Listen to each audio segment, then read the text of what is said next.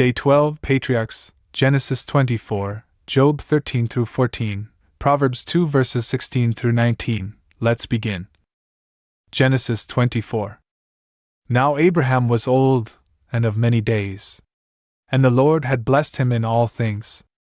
And he said to the elder servant of his house, who was in charge of all that he had, Place your hand under my thigh, so that I may make you swear by the Lord, the God of heaven and earth, that you will not take a wife for my son from the daughters of the Canaanites, among whom I live, but that you will proceed to my land and kindred, and from there take a wife for my son Isaac. The servant responded, If the woman is not willing to come with me into this land, must I lead your son back to the place from which you departed? And Abraham said, Beware that you never lead my son back to that place.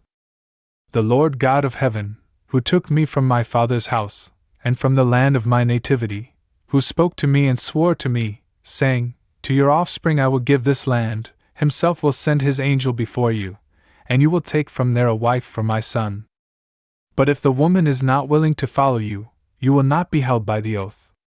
Only do not lead my son back to that place. Therefore, the servant placed his hand under the thigh of Abraham, his lord, and he swore to him on his word. And he took 10 camels from his lord's herd, and he went forth, carrying with him things from all of his goods. And he set out, and continued on, to the city of Nahor, in Mesopotamia. And when he had made the camels lie down outside of the town, near a well of water, in the evening, at the time when women are accustomed to go out to draw water, he said, O Lord, the God of my lord Abraham, meet with me today, I beg you, and show mercy to my lord Abraham. Behold, I stand near the fountain of water, and the daughters of the inhabitants of this city will go forth to draw water. Therefore, the girl to whom I will say, Tip your pitcher, so that I may drink, and she will respond, Drink. In fact, I will give your camels a drink also, the same one is she whom you have prepared for your servant Isaac. And by this, I will understand that you have shown mercy to my lord.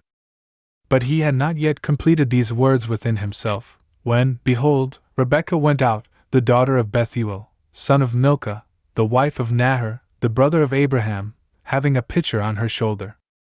She was an exceedingly elegant girl, and a most beautiful virgin, and unknown by man. And she descended to the spring, and she filled her pitcher, and then was returning. And the servant ran to meet her, and he said, Provide me with a little water to drink from your pitcher. And she responded, Drink, my lord. And she quickly brought down the pitcher on her arm, and she gave him a drink.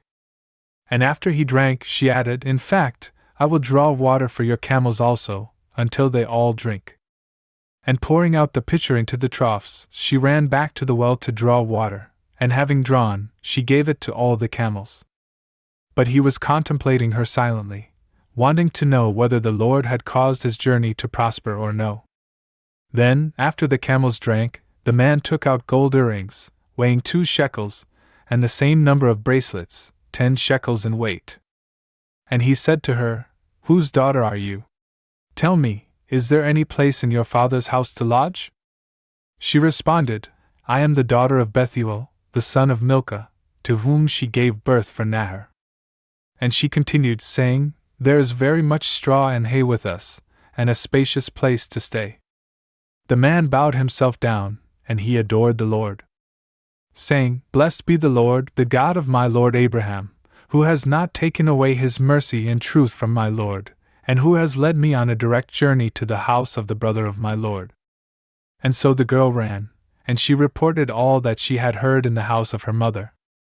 Now Rebekah had a brother, named Laban, who went out quickly to the man, where the spring was. And when he had seen the earrings and bracelets in his sister's hands, and he had heard all the words being repeated, This is what the man spoke to me, he came to the man who stood by the camels and near the spring of water. And he said to him, Enter, O blessed of the Lord. Why do you stand outside?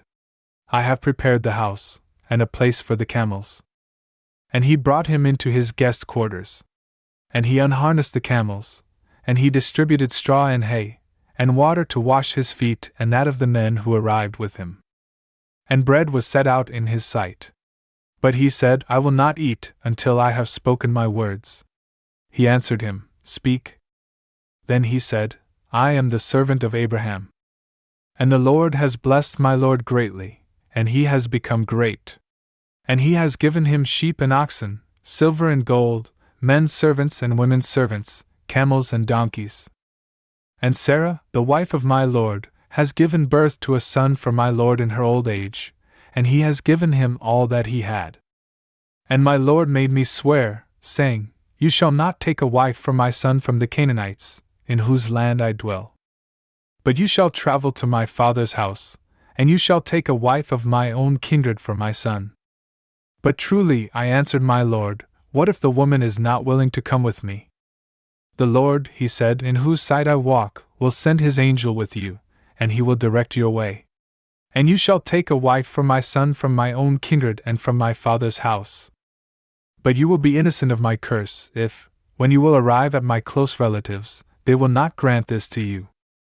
And so, today I arrived at the well of water, and I said, O Lord, the God of my Lord Abraham, if you have directed my way, in which I now walk, behold, I stand next to the well of water, and the virgin, who will go forth to draw water, will hear from me, Give me a little water to drink from your pitcher.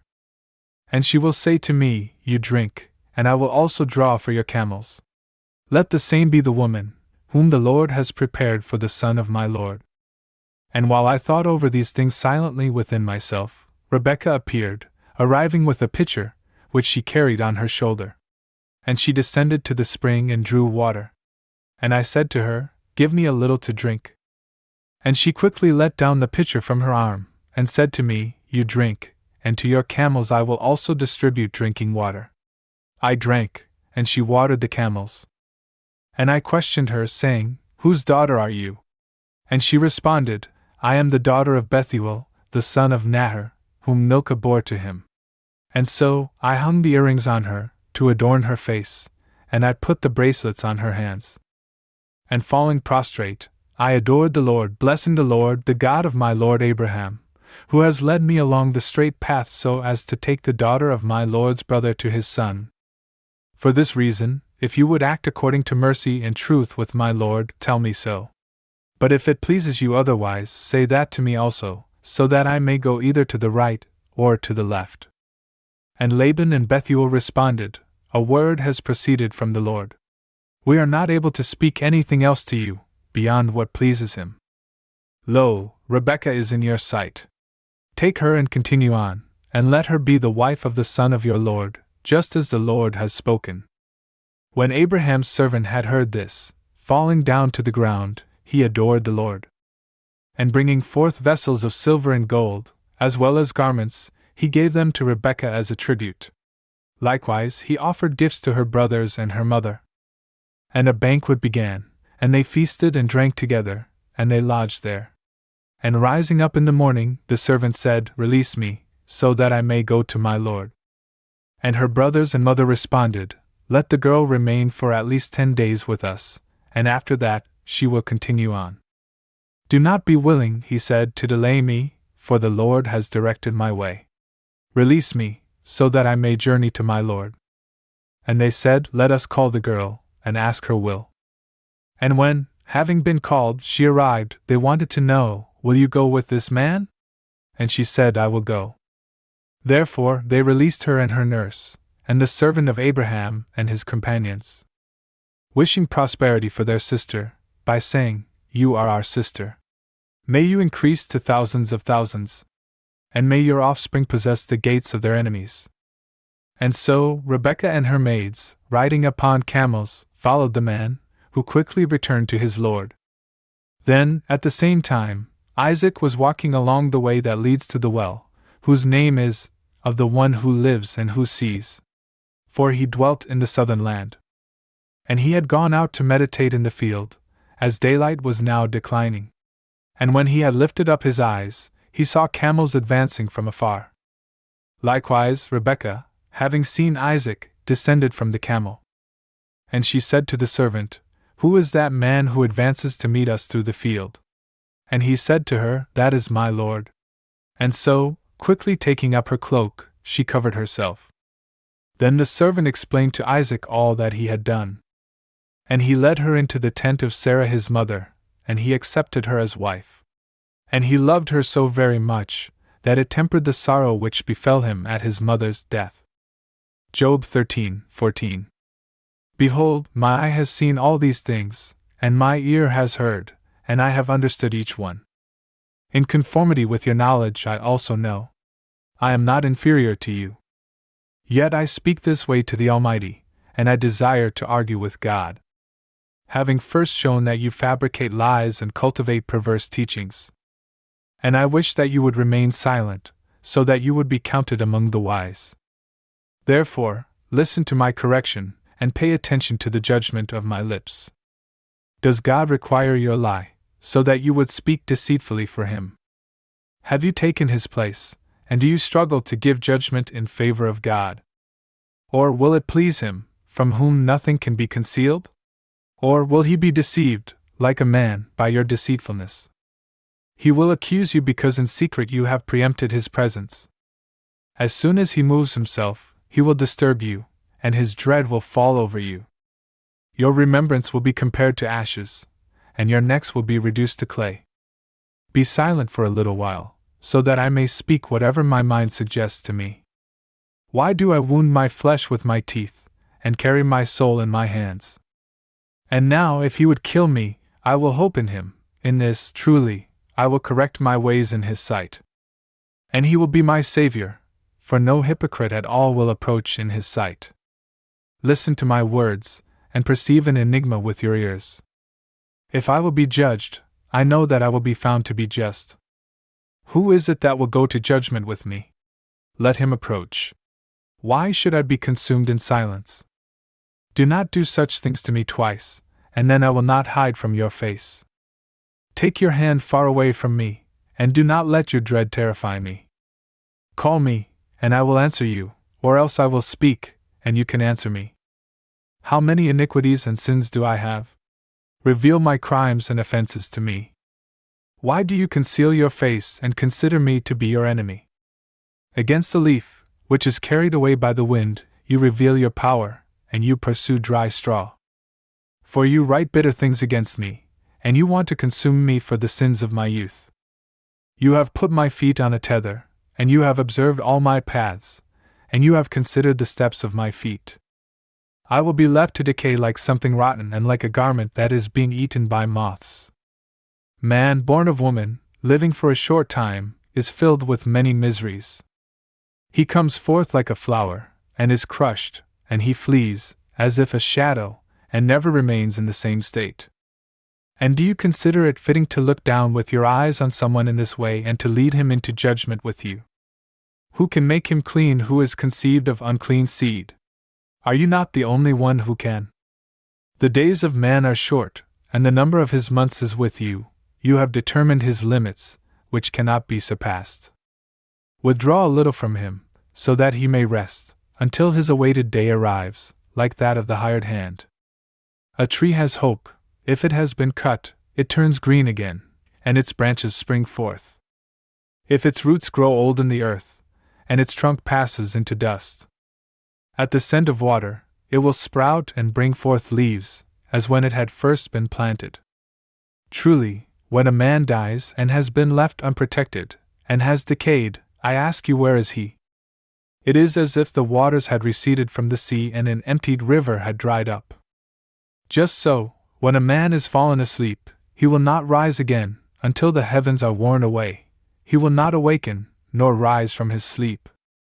Who will grant this to me, that you will protect me in the underworld, and hide me until your fury passes by, and establish a time for me, in which you will remember me? Do you suppose that a dead man will live again? On each of the days in which I now battle, I wait until my transformation occurs. You will call me and I will answer you. To the work of your hands, you will extend your right hand. Indeed, you have numbered my steps, but you have been lenient with my sins. You have sealed up my offenses, as if in a purse, but you have cured my iniquity. A falling mountain flows away, and a stone is transferred from its place. Waters wear away stones, and with a flood the land is reduced little by little, and similarly, you will destroy man. You have strengthened him for a little while, so that he may cross over into eternity. You will change his face and send him forth. Whether his sons have been noble or ignoble, he will not understand. And in this way his body, while he yet lives, will have grief, and his soul will mourn over himself. Proverbs 2 verses 16 through 19. So may you be rescued from the foreign woman, and from the outsider, who softens her speech, and who leaves behind the guide of her youth, and who has forgotten the covenant of her God. For her household inclines toward death, and her paths toward hell. All those who enter to her will not return again, nor will they take hold of the paths of life.